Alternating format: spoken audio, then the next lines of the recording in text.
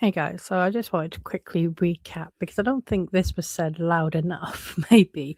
And I know when I do the videos with the full read through, sometimes important details may get lost in, the overall length of the video. But in Lively's response, her opposition to Tag's motion for summary judgment, Gottlieb basically laid bare the entire basis for the retaliation claims and what Lively has. Against, in particular in Tag, but I'm suspecting Wayfarer and the Ainsworth movie as well. And basically, she doesn't have anything. So let's look at this. I think this is really important. Okay. After Lively informed Sony in July 2024 that she would not appear in press with Baldoni, another form of protected opposition to Baldoni's conduct, Tara Hanks, the president of Wayfarer, asked Wayfarer's publicist, Stephanie Jones, for recommendations for a crisis communications team. Now, my first issue with this is I do not agree that Lively refusing to market the film alongside Baldoni was a protected form of opposition to his conduct, alleged conduct. And the reason I say that is because no conduct had happened since May. If we're talking about her allegations of sexual harassment, nothing had happened for more than a year. Then we had a long break where they didn't work together, but she was losing her ever-loving mind because she wanted dailies that they didn't want to give her. And she was just being an arse. But they were acquiescent to all of her demands. Like in June or July 2024, they even wrote a letter of support for the PGA. But for some reason, and despite the second half of the filming going absolutely fine, and we've all seen the behind-the-scene videos where Lively is quite content to talk to Baldoni, he doesn't look quite as content to be talked to by her, but, she has no problem with talking to him about what they're filming. And for her to say, well, I couldn't promote the film with him because of what he did to me. It's just ridiculous. It is absolutely ridiculous because she has been comfortable enough to be around him to continue filming with him, including the intimate scenes. So it is unbelievable. I do not believe a jury will listen to that and think, oh, okay, yeah, no, that makes complete sense. It doesn't. I think it just teed up everything for the news to go nuts and, start questioning, is there a possible feud going on, to start asking questions so that she could then say, oh, yeah, no, I had to make these complaints. And yeah, I have an issue with that. I don't see it as protected form of opposition at all. This line, they're quoting a text message from Jen Abel to Jamie Heath. And this sentence here really does kind of back up everything that Wayfarer have said, and as well as the PR ladies, about what was actually going on. And their argument is, well, we had a plan in case we needed to use it, but we never had to use it because everything was organic. And we're going to look at the organic bit in a minute. But this is in the text message from Jen Abel to Jamie Heath. We can then flag what we are missing that would be helpful to arm us in the case we need to refute any of the claims. So that backs up exactly what I said. I marked that for something else. Okay, so Lively then goes on to list all of the things that specifically Tag in this case did that constituted the smear campaign, the retaliation. That scenario planning document emphasized Lively's less than favorable reputation in the industry and proposed planting stories about the weaponization of feminism to portray Lively and her circle as bullies. Okay. Let's continue.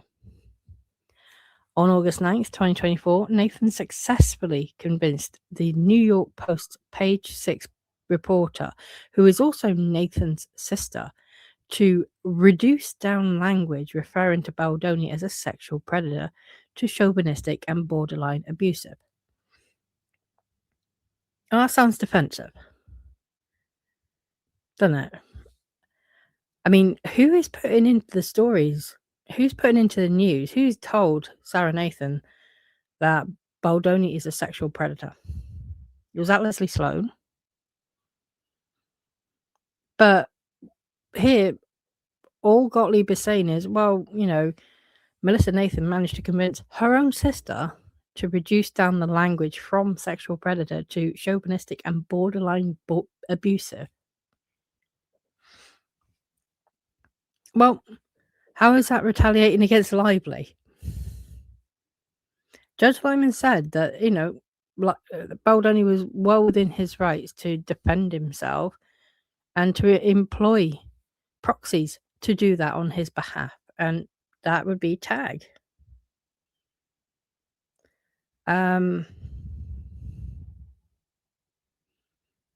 Tag also planted negative stories in the media about Lively and Reynolds. In fact, August 13th, 2024, Coslow texted Case bullet points for a Daily Mail think piece, not a hit piece, a think piece, on the whole PR debacle behind the scenes, including talking points such as a film with serious subject matter being promoted with a focus on flour and clothes.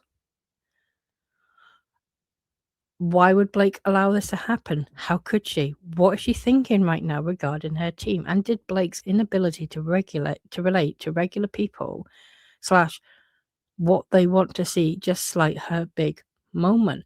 Tell me where that's not true. I mean, that's not even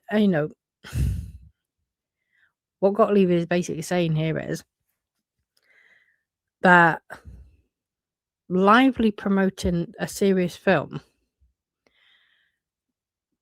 bleating on about her, about flowers and bring your florals and, her sparkly shoes and boots and everything, and her friend's jewelry and her husband's socks.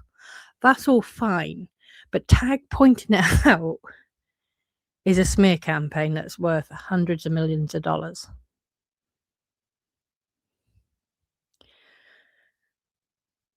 Case approved, and it added that they should bring in the fact that she promoted a hair care line and her own drink as part of the promo.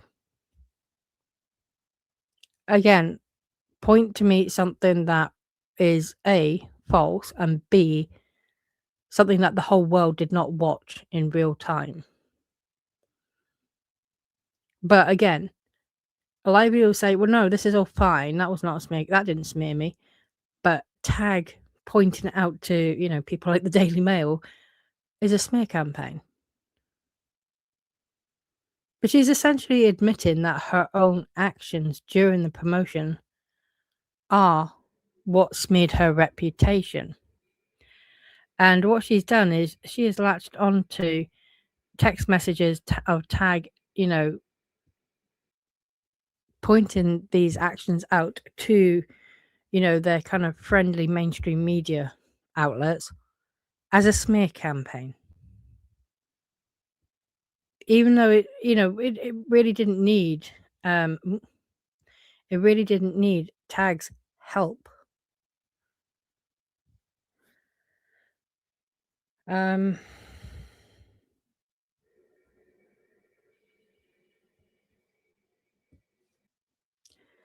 Lively continues. The resulting Daily Mail article published August 20th reported that although this should be the crowning moment of Blake Lively's career,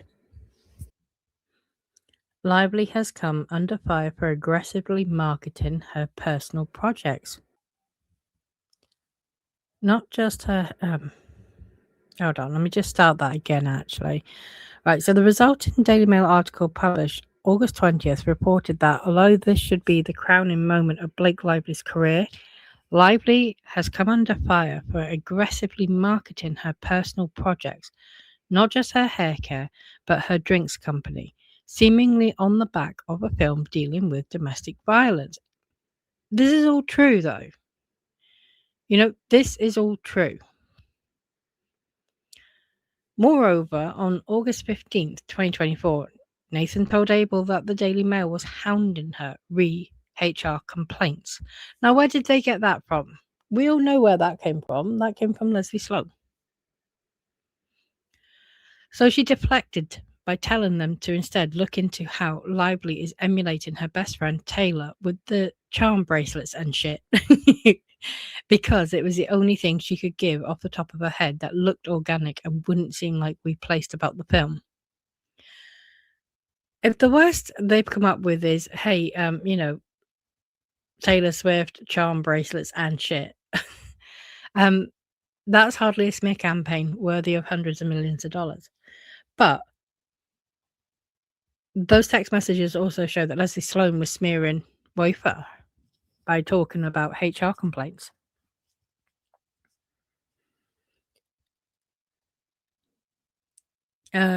Case then emailed the Daily Mail reporter with helpful links comparing Lively to Taylor Swift. The resulting Daily Mail article, this would be the cookie recipe.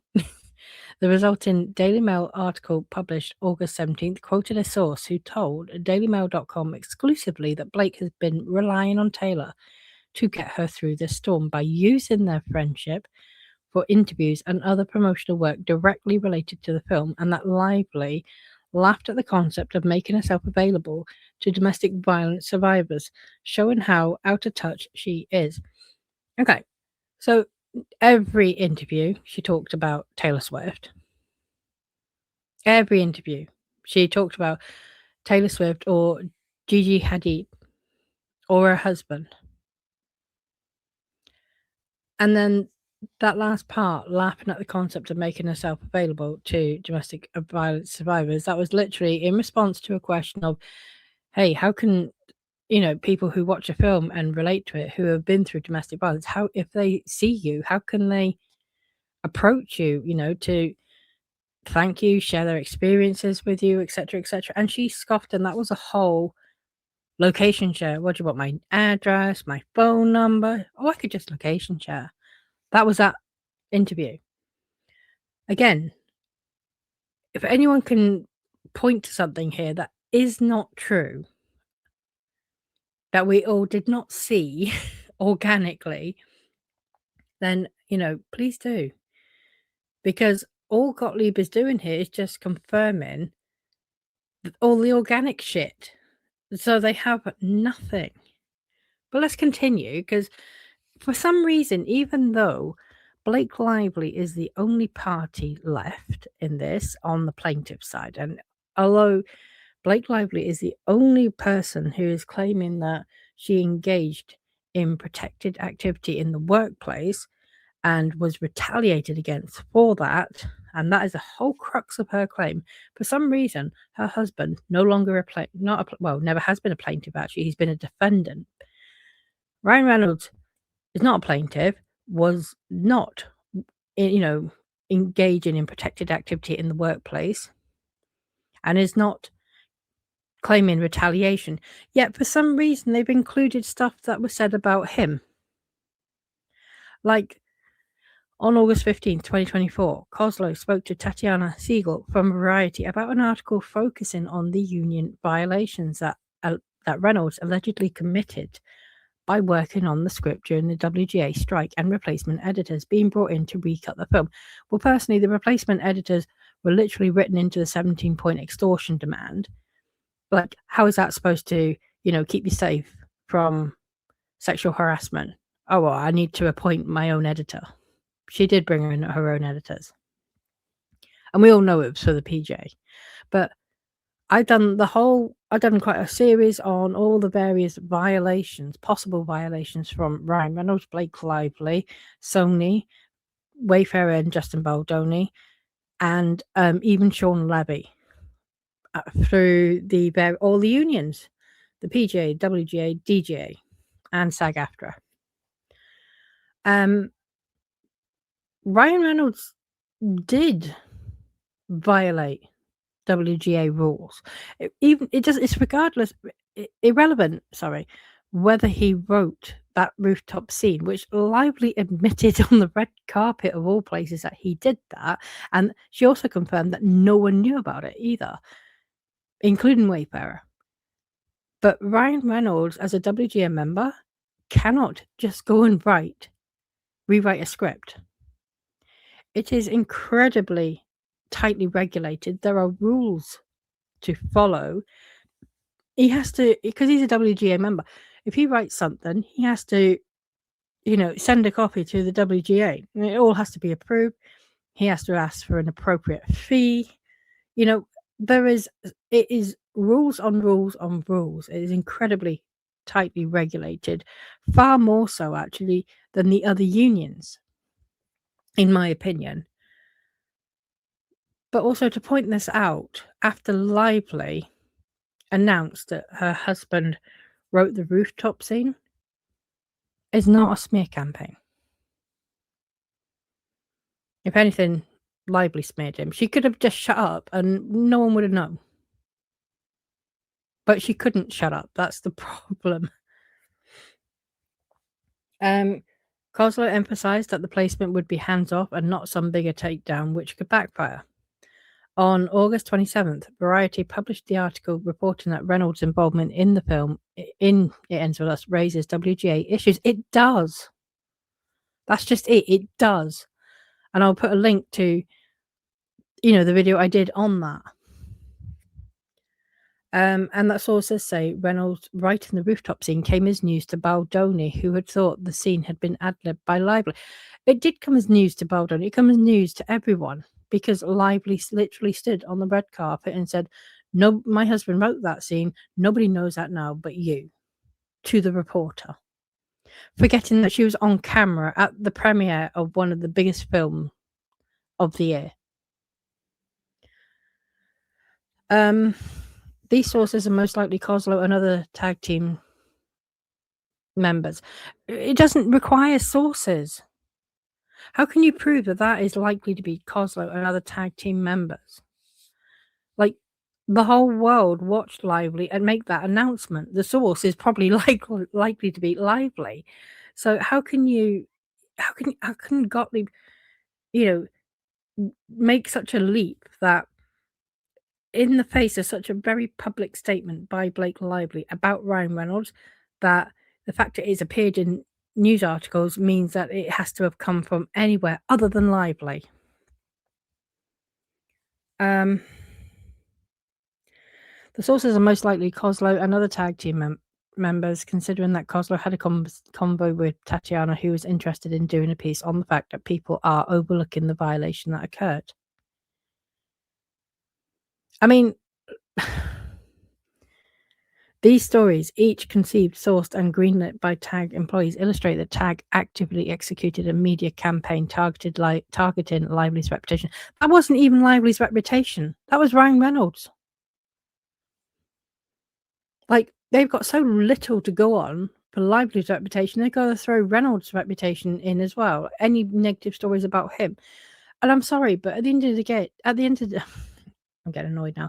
At the end of the day, the guy violated the rules of his own Writers Guild union. And he knew what he was doing. So if it doesn't make him look good, well, to be honest, tough.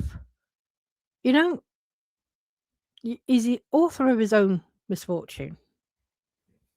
But yeah, basically, Gottlieb just basically confirmed that everything that was said about Lively, her interviews, her own words, her method of promoting the film was exactly what the retaliation campaign comprised of. Talking about flowers, cross-promoting hair care and alcohol, and, sniggering at the suggestion that, she might engage with a domestic violence survivor or two. That is the crux of Lively's allegations of retaliation. And clearly, that really supports Wayfarer's argument that this was organic, because that all happened in real time. That's exactly what we all said. It's in our motions to quash. What we said we saw and we took, offense to, we've all said it.